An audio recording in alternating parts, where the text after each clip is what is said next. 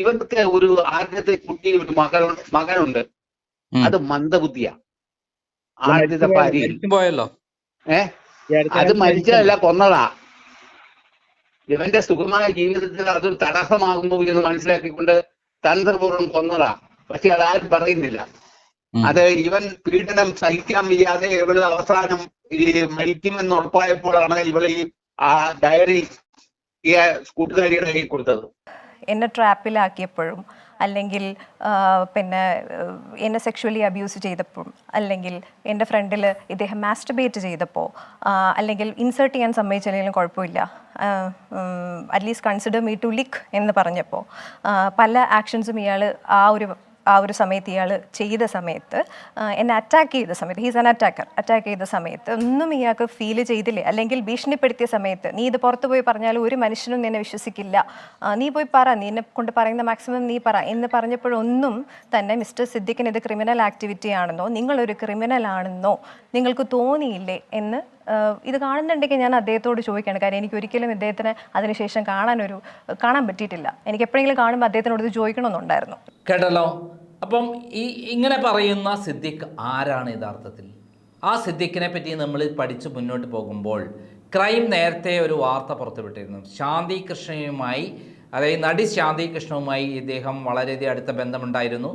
ഒരു കാളക്കൂറ്റനെ പോലെ സെറ്റുകളിൽ നിന്ന് സെറ്റുകളിലേക്ക് പോകുമ്പോൾ അവിടെയുള്ള ഏത് എക്സ്ട്രാ നടികളെ പോലും ബലാത്സംഗം ചെയ്യുന്ന, കയറിപ്പിടിച്ച് തൻ്റെ കാര്യം നേടുന്ന, പുറത്തു പറഞ്ഞാൽ ഭീഷണിപ്പെടുത്തി ശരിയാക്കുമെന്ന് പറയുന്ന സിദ്ദിഖ് ശാന്തി കൃഷ്ണയുമായി ഒരു പ്രത്യേക സാഹചര്യം ശ്രീനാഥുമായിട്ടുള്ള തെറ്റിപ്പിരിഞ്ഞ് നിൽക്കുന്ന ഒരു കാലഘട്ടത്തിൽ വളരെ തന്ത്രപരമായി, വളരെ അടുത്ത ബന്ധമായി, പ്രണയമായി, അവസാനം ഭാര്യ തറഞ്ഞു. ഭാര്യയെ ക്രൂരമായി പീഡിപ്പിക്കാൻ തുടങ്ങി, മർദ്ദിക്കാൻ തുടങ്ങി. വളരെ ക്രൂരമായ രൂപത്തിൽ പീഡിപ്പിച്ച കാര്യങ്ങൾ ഒരു സമയത്തെത്തുമ്പോൾ സാഹിത്യകാരിയായിരുന്ന ഭാര്യ, കൊടുങ്ങല്ലൂർക്കാരിയായ മതിലകം സ്വദേശിയായ ഭാര്യ അവർ കുറിപ്പുകൾ എഴുതിച്ചു, ആ ഡയറി കുറിപ്പുകൾ എഴുതി വെച്ചു. അവസാനം ഗത്യന്തരമില്ലാതെ ഇദ്ദേഹത്തിൻ്റെ പീഡനം സഹിക്കവയ്യാതെ മരണപ്പെടും എന്നുള്ള സന്ദർഭത്തിൽ ഈ ഡയറി കുറിപ്പ് അവരുടെ സുഹൃത്തായ ഒരു ലേഡിക്ക് കൊടുത്തു.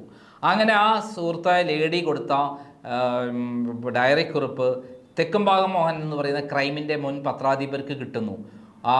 തുടർന്ന് ആ സമയത്ത് സുനന്ദ എന്ന് പറയുന്ന വാരിയിൽ തുടർച്ചയായിട്ട് നടൻ സിദ്ദിഖിൻ്റെ ക്രൂരമായ പീഡനങ്ങളെക്കുറിച്ചുള്ള വാർത്തകൾ പ്രസിദ്ധീകരിക്കുന്നു. ഞെട്ടിക്കുന്ന വാർത്തകളാണ് പ്രസിദ്ധീകരിച്ചത്. അതായത് വളരെ ഭീകരമായ രൂപത്തിൽ സിഗരറ്റ് കൊണ്ട് പൊള്ളിക്കുക, അങ്ങനെ മർദ്ദിക്കുക, എല്ലാ തരത്തിലും നാഭിക്ക് ചവിട്ടുക, കഴുത്തിന് കൊത്തിപ്പിടിക്കുക, അങ്ങനെ സകല വിധത്തിലും അദ്ദേഹം ഒരു ഭ്രാന്തനെ പോലെ ശാന്തി കൃഷ്ണയ്ക്ക് വേണ്ടി പെരുമാറി. ശാന്തി കൃഷ്ണയുമായി വിവാഹം കഴിക്കാൻ തീരുമാനിച്ചിരുന്ന സന്ദർഭത്തിലാണ് ഭാര്യയെ ചവിട്ടിക്കൊല്ലുന്നത്. ആത്മഹത്യ ചെയ്തു എന്ന് കഥയുണ്ടാക്കി അദ്ദേഹം രക്ഷപ്പെടാൻ ശ്രമിച്ചു. സത്യത്തിൽ ആത്മഹത്യ ചെയ്യാൻ ശ്രമിച്ചു എന്ന പേരിലാണ് അദ്ദേഹം ആത്മഹത്യ ചെയ്തു എന്നുള്ള ഒരു സ്റ്റോറിയാണ് ഡെവലപ്പ് ചെയ്ത് അദ്ദേഹം രക്ഷപ്പെട്ടത്. എന്നാൽ ഇതോടൊപ്പം തന്നെ ഇപ്പോൾ സ്വന്തം മകനെയും കൊന്നിരിക്കുകയാണ് എന്നാണ് തെക്കുംഭാഗം മോഹൻ പറയുന്നത്. തെക്കുംഭാഗം മോഹനുമായി സംസാരിച്ച ഓഡിയോ ഒന്ന് കേൾക്കേണ്ടത് തന്നെയാണ്. ഇവൻ ആദ്യ ഭാര്യയെ കൊന്നതാണ്, ചവിട്ടി കൊന്നതാണെന്നാണ് പറയുന്നത്. അതിന് ആത്മമായ തെളിവുണ്ട്. ഇവള് മനോഹരമായി കഥ എഴുതുന്നവളായിരുന്നു ആദ്യ ഭാര്യ. ആ കഥ എഴുതുന്നത് പോലെ തന്നെ ഡയറി എഴുതുന്നവളായിരുന്നു. ആ ഡയറി അവളുടെ കയ്യിൽ അവള് ഈ പീഡനം ശാന്തി കൃഷ്ണയോട് അടുപ്പിച്ച് വിവാഹം കഴിക്കുമെന്നൊക്കെ ഉറപ്പിച്ചതായത് പീഡനമായ കൂടിക്കൂടി വന്നപ്പോൾ ഇവൾ ഈ ഡയറി പാരിപ്പള്ളിയിലുള്ള ഇവരുടെ കൂടെ പഠിച്ച ഒരു മുസ്ലിം സ്ത്രീയെ ഏൽപ്പിച്ചു. നമ്മുടെ കയ്യിൽ നിന്നാണ് ഞാൻ അത് അവസാനത്തെ 10 പേജ് എടുത്തത്. ഇവന്റെ ഈ എല്ലാം അസ്തമിച്ചു. ഈ പെണ്ണ് കഥ കേട്ടപ്പോൾ ജനങ്ങൾ അറിഞ്ഞു ഇവൻ കീചകനാണെന്ന്. അപ്പൊ അതുതന്നെ നികൃഷ്ടമായി ഒഴിവാക്കി സിനിമയിൽ നിന്ന്. സുനന്ദ വാരികയിലല്ലേ ഇത് വന്നിരുന്നത്? അതെ, സുനന്ദ വാരികയിൽ. അപ്പോൾ ഇവൾ കല്യാണം കഴിക്കാൻ കാരണമായിരുന്നതാ. പക്ഷേ ഈ സംഭവം പുറത്തായതോടുകൂടി ഇവളാണ് വില്ലത്തി എന്ന് പറഞ്ഞതോടുകൂടി ഇവളെ ഒഴിവാക്കി. പിന്നെ വർഷങ്ങൾക്ക് ശേഷം മമ്മൂട്ടിയാണ് ഇവനെ സഹായിച്ചത്. മുസ്ലിം സ്നേഹത്തോടുകൂടി സഹായിച്ചതാണ്. അങ്ങനെ വന്ന് ഈ ഇപ്പൊ കാണുന്ന പ്രഗത്ഭൻ ഇവർക്ക് ഒരു ആദ്യത്തെ കുട്ടി ഒരു മകനുണ്ട്. അത് മന്ദബുദ്ധിയാ. ആദ്യത്തെ ഭാര്യയിൽ പോയല്ലോ. അത് മരിച്ചതല്ല, കൊന്നതാ. ഇവന്റെ സുഖമായ ജീവിതത്തിൽ അതൊരു തടസ്സമാകുന്നു എന്ന് മനസ്സിലാക്കിക്കൊണ്ട് തന്ത്രപൂർവ്വം കൊന്നതാ. പക്ഷെ അതാരും പറയുന്നില്ല. കാരണം പറയാൻ പറ്റാത്ത സാഹചര്യമാണ്. മധുബാലനെ വിളിച്ചു പറഞ്ഞു, മറ്റേ സംവിധായകരെ വിളിച്ചു പറഞ്ഞു അവർക്ക് സ്നേഹം കൂടുതലാണ്, മറ്റേതാണ് മറിച്ചതാണെന്നൊക്കെ പറഞ്ഞു. അങ്ങനെ വന്നപ്പോൾ സ്നേഹം കൂടുതലാണ്, അതുകൊണ്ട് ഇവനെ കുറിച്ച് അങ്ങനെ പറയുന്നത് ശരിയാണോ അല്ല അങ്ങനെയാണോ എന്നൊക്കെ പറഞ്ഞു മധുബാലുണ്ട് പോസ്റ്റിംഗ് ചെയ്തു ഇത് ഫേസ്ബുക്കിൽ. അപ്പൊ ഞാന് അതിന് മറുത്തു.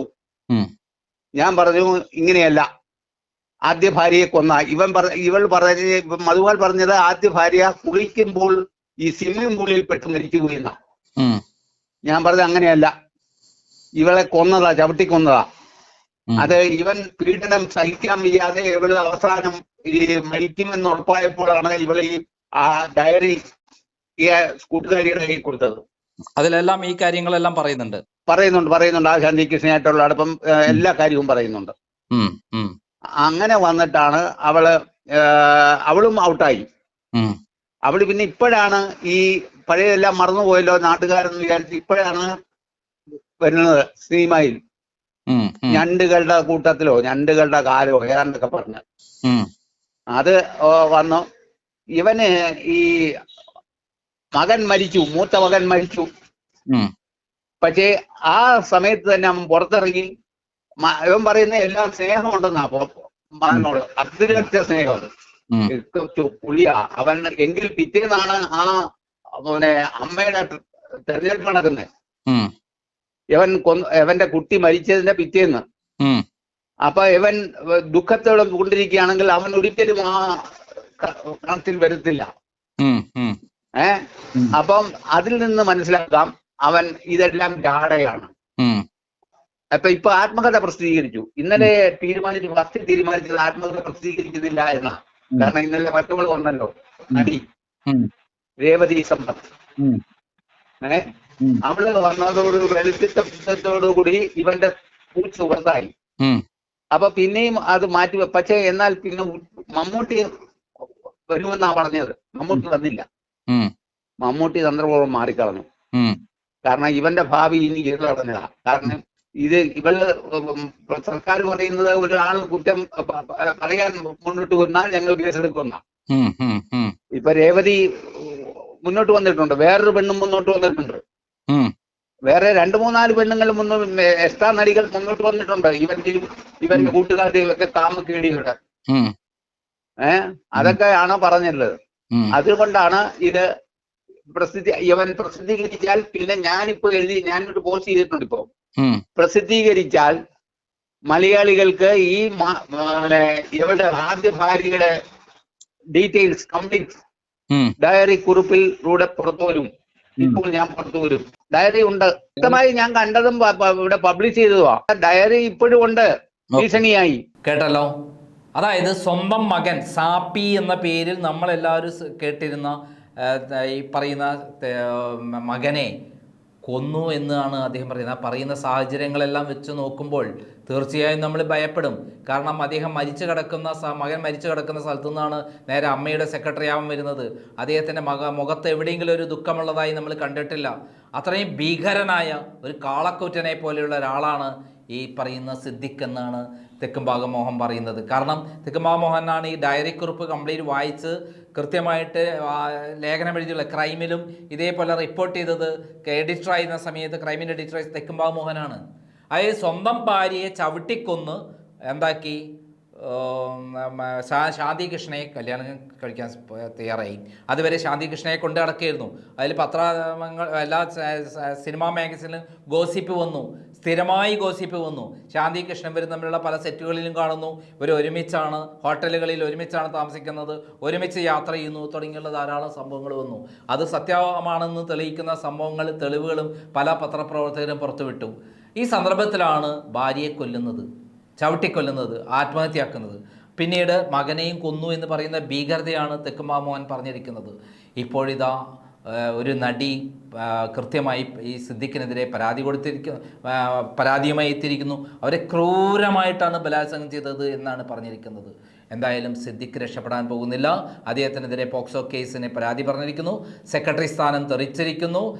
ഒരു കാളക്കൂറ്റനെ പോലെ കാണുന്ന നടിമാരെയെല്ലാം അങ്ങോട്ട് ചെന്ന് വളരെ തന്ത്രപരമായി സംസാരിച്ച് വലയിൽ വീഴ്ത്തി, വളരെ ലളിതമായി വളരെ പുകഴ്ത്തിയിട്ടാണ് അദ്ദേഹം ഓരോ പെൺകുട്ടിയെയും വലയിൽ വീഴ്ത്താറ്. അങ്ങനെ വീഴ്ത്തി അവസാന ഘട്ടത്തിൽ അദ്ദേഹത്തിൻ്റെ ഈ രതിവൈകൃതങ്ങൾക്കൊക്കെ തന്നെ ഉടമയാക്കും എന്നുള്ള പല സ്റ്റോറികളും നേരത്തെ വന്നിട്ട് പലരും കംപ്ലൈൻറ്റ് പറഞ്ഞിട്ടുണ്ട്. പിന്നെ ഭീഷണിപ്പെടുത്തും, അത് വഴങ്ങിയിട്ടില്ലെങ്കിൽ ഭീഷണിപ്പെടുത്തും. ഇങ്ങനെ ലൈംഗികമായി പീഡനത്തിന് തയ്യാറാക്കിയ ശേഷം അവരെന്തെങ്കിലും എതിർത്ത് പറഞ്ഞാൽ നിങ്ങൾ പറയുന്നൊന്നും വിശ്വസിക്കില്ല ആരും, നിങ്ങളെ ആര് പറഞ്ഞാലും വിശ്വസിക്കില്ല എന്ന് പറയും. അവസാനം അവരൊന്നും മിണ്ടാതാക്കാം. കാരണം ഒരു ഗ്യാങ്ങാണ്, ഒരു മാഫിയ സംഘമാണ് സിനിമാ ലോകം ഭരിക്കുന്നത്. അവർക്കെതിരെ ആരും നീങ്ങിയാൽ അവരുടെ ചാൻസ് നഷ്ടപ്പെടുത്തുന്നു, ചാൻസ് ഇല്ലാതാക്കുന്നു, അതോടൊപ്പം അവരെ ഏറ്റവും മോശക്കാരാക്കി ചിത്രീകരിക്കുന്നു. ഇതാണ് സിനിമാ ലോകത്ത് നടക്കുന്നതിൻ്റെ ഏറ്റവും വലിയ അതിന് ഏറ്റവും അധികം പ്രധാനപ്പെട്ട ആളായി മാറിയ സിദ്ദിഖ് തന്നെ സെക്രട്ടറി സ്ഥാനം രാജിവെച്ചിരിക്കുന്നു. സെക്രട്ടറി സ്ഥാനം തെറിച്ചു എന്നുള്ളതാണ് സത്യം. ഇന്നലെ രേവതി സമ്പത്തിൻ്റെ വെളിപ്പെടുത്തലിനെ തുടർന്ന് ഇവരുടെ സെക്രട്ടറി സ്ഥാനം തെറിച്ചു എന്നുള്ളത് 100% സത്യസന്ധമായ കാര്യമാണ്. ഇനി അങ്ങോട്ട് ആരുടെയെല്ലാമാണ് തെറിക്കാൻ പോണത്? സിദ്ദിഖിനെതിരെ 5 പെൺകുട്ടികൾ പരാതി കൊടുക്കാൻ പോകുന്നു എന്നുള്ള വാർത്തയാണ്. അവരുടെ വെളിപ്പെടുത്തൽ ഉടനെ വരുന്നു എന്നുള്ള വാർത്തയാണ് വരുന്നത്. അതേപോലെ മോഹൻലാലിനെതിരെയും മമ്മൂട്ടിക്കെതിരെയും ചില വെളിപ്പെടുത്തലുമായി ആളുകൾ വരാൻ പോകുന്നു എന്നുള്ള ഞെട്ടിക്കുന്ന വാർത്തകൾ പുറത്തു വരാൻ പോവുകയാണ്. എത്രമാത്രം ശരിയാണെന്ന് നമുക്കറിയില്ല. എന്തായാലും കാത്തിരുന്ന് കാണാം. നന്ദി, നമസ്കാരം. അതെ, +2 കഴിഞ്ഞ് അല്ല ഇത് പെട്ടെന്ന് സംഭവിക്കുന്നത്. +2 കഴിഞ്ഞ് അദ്ദേഹത്തിൻ്റെ മെസ്സേജും കോൺടാക്റ്റും ഒക്കെ വരുന്നത് +2 കഴിഞ്ഞ് നിൽക്കുന്ന ഒരു പീരീഡ് പിന്നെ ലീവിനാണ് വരുന്നത്. അതിനുശേഷം 1.5 കൊല്ലത്തോളത്തോളം സോ കോൾഡ് മോളെ വിളിയിൽ അദ്ദേഹം വളരെ സേഫ് ആയിരുന്നു എന്നുള്ളതാണ്. ഒരിടത്തും എനിക്ക് ഡൗട്ട് ചെയ്യാൻ പറ്റിയിട്ടില്ല. Because I was too young. എനിക്കറിയില്ല ഇങ്ങനെയുള്ളൊരു സിസ്റ്റം, ഇങ്ങനത്തെ ഒരു രീതി ഇൻഡസ്ട്രിയിൽ ഉണ്ടെന്നോ. ഞാനന്ന് മോഡലിംഗ് പോലും തുടങ്ങിയിട്ടില്ല. എൻ്റെ ആദ്യത്തെ സിനിമ പോലും ഞാൻ ചെയ്തിട്ടില്ല. അതിന് മുമ്പേ ഉള്ളൊരു പീരീഡാണ്. എനിക്കറിയില്ല. നമ്മൾ നോക്കുമ്പോൾ എന്താണ്, അപ്പൂപ്പൻ്റെ അത്ര വയസ്സുള്ള ഒരു മനുഷ്യൻ മോളെ എന്ന് വിളിച്ച് കാര്യങ്ങൾ ചോദിക്കുന്നു. പിന്നീട് സിനിമയിൽ നിനക്ക് താല്പര്യമുണ്ടോ എന്ന് ചോദിക്കുന്നു. നിനക്ക് അഭിനയിക്കാനുള്ള ഇതുണ്ടോ എന്ന് ചോദിക്കുന്നു. അപ്പം ഇങ്ങനെയുള്ള കുറേ വിഷയങ്ങൾ നമ്മൾ ഒരിടത്ത് പോലും ഒരു സ്ലൈറ്റ് ഇതുപോലും നമുക്ക് ഫീൽ ചെയ്യുന്നില്ല. ഇവർ എന്ന് പറയുന്ന അറ്റാക്കേഴ്സാണ്. ദേ പ്ലാൻ തിങ്സ്. അപ്പം ആ ഒരു ലീവിന് ശേഷം കുറേയൊക്കെ കഴിഞ്ഞതിന് ശേഷം എനിക്ക് തോന്നുന്നു അറൗണ്ട് ഒരു 21 ഇയർ ഉള്ളപ്പോഴാണ് ഇത് ജീവിതത്തിൽ സംഭവിക്കുന്നത്. എല്ലാ തിയേറ്ററിൽ അയാൾ സുഖമായിരിക്കട്ടെ എന്ന് പറയുന്ന ഒരു മൂവിയുടെ പ്രിവ്യൂ കാണാൻ ക്ഷണിക്കുന്നു. ഞാൻ പോയി. അതിനുശേഷം ബാക്കി ഡിസ്കഷൻ, സിനിമയുമായിട്ട് ബന്ധപ്പെട്ട ഡിസ്കഷനും കാര്യങ്ങളും നമുക്ക് മസ്കറ്റ് ഹോട്ടലിലാണെന്ന് പറയും. നമുക്ക് ആകെ അറിയുന്നത് പ്രൊഫഷണൽ അപ്രോച്ചുകൾ മാത്രമാണ്. അവിടെ പോയപ്പോഴാണ് അതൊരു ട്രാപ്പാണെന്ന് അറിയുന്നതും, ഞാനൊരു റൂമിനകത്ത് ലോക്ക്ഡ് ആണെന്ന് അറിയുന്നതും. എൻ്റെ സമ്മതമില്ലാതെ അയാൾ വളരെ ഹീനമായിട്ട് എന്നെ ഉപദ്രവിക്കുന്നതും, ഇൻസേർഷൻ ചെയ്യാൻ സമ്മതിച്ചില്ലെങ്കിലും സാരമില്ല ഇങ്ങനെയുള്ള വാക്കുകൾ പറയുന്നു. അയാൾ എന്നെ അറ്റാക്ക് ചെയ്യുന്നു.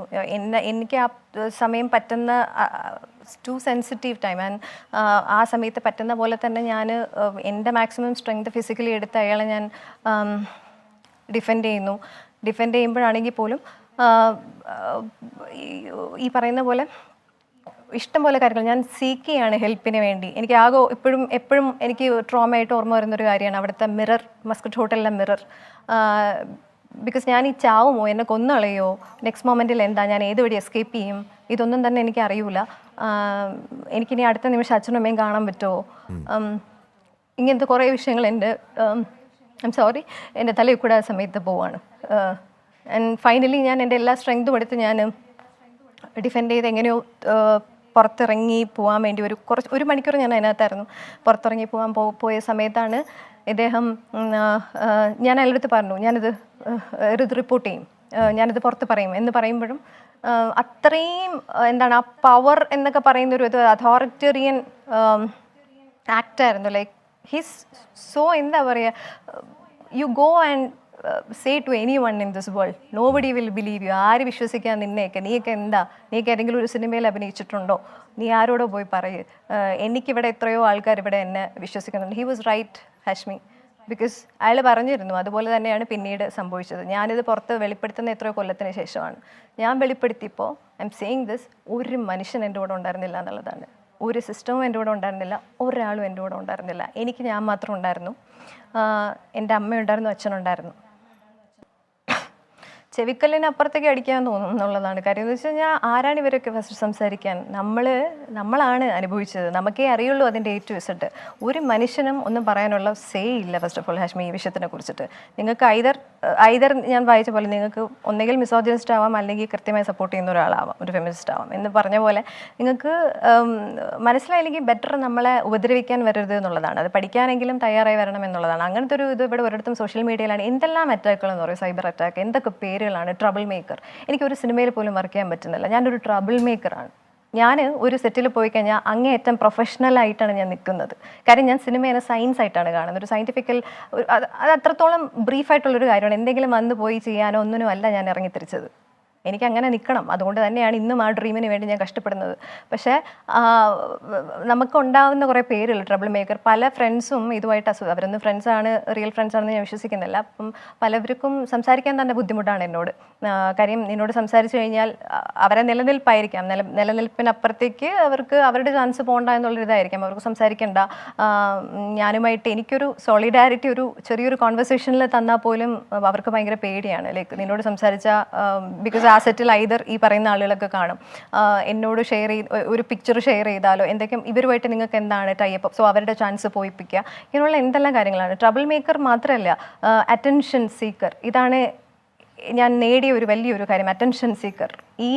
ഈ സംഭവിച്ച ഈ വിഷയം പറഞ്ഞ് അറ്റൻഷൻ വാങ്ങാൻ എനിക്ക് എന്തിനാണ്? ഞാൻ ഈ അറ്റൻഷൻ എവിടെ കൊണ്ടുവയ്ക്കാനാണ്? എനിക്കൊന്നും വേണ്ട. ഒരു സമയത്ത് ഞാൻ പ്രതികരിച്ചത് കൊണ്ട് മാത്രം സെൻറ്ററിൽ നിർത്തി അവിടെ ഇവിടെ ഒക്കെ ഞാൻ അറ്റാക്ക് ചെയ്യപ്പെട്ട ഒരാളാണ്. അന്നൊരു മനുഷ്യൻ എൻ്റെ കൂടെ ഉണ്ടായിരുന്നില്ല. ഞാൻ തന്നെ അന്ന് വിട്ടുപോയതാണ്. അതായത് സിനിമ എന്ന് പറഞ്ഞ പാഷനോ അല്ലെങ്കിൽ എൻ്റെ ഡ്രീമോ ഞാൻ മറന്നിട്ടില്ല, അങ്ങനെയല്ല. പക്ഷേ ഞാൻ ഐ വാസ് ടു കൺഫ്യൂസ്ഡ്. കാര്യം എന്താണ് ഈ സംഭവിക്കുന്നത്? നാച്ചുറലായിട്ട് വരുന്ന ഒരു ഡിഫൻസിനെയും ക്വസ്റ്റ്യൻ ചെയ്യുന്നു, എനിക്കൊന്നും മനസ്സിലാവുന്നുണ്ടായിരുന്നില്ല. അങ്ങനെയാണ് ഞാൻ കുറച്ച് ടൈം ഞാൻ അക്കാഡമിക്കലി ഇൻവെസ്റ്റ് ചെയ്യുകയും തിരിച്ച് അനലൈസ് ചെയ്ത് തിരിച്ച് ബാക്ക് ടു ട്രാക്ക് ആവുകയും ചെയ്തതൊക്കെ. ഒത്തിരി പേരുകളാണ് സോഷ്യൽ മീഡിയയിൽ അറ്റാക്ക് ചെയ്യുന്നതിന് കയ്യും കണക്കും ഇല്ല. ഇവരുടെ കുറേ സോ കോൾഡ് ഫാൻസുകളുണ്ടല്ലോ, സിദ്ദിഖ് ഇക്ക ഫാൻസ്. നമ്മുടെ സിദ്ദിഖ് ഇക്ക അങ്ങനെ ചെയ്യില്ല. സിദ്ദിഖ് ഇവർക്ക് എന്തറിയാം? ഏതെങ്കിലും ക്യാരക്ടറാണോ അയാളെ ഡിഫൈൻ ചെയ്യുന്നത്?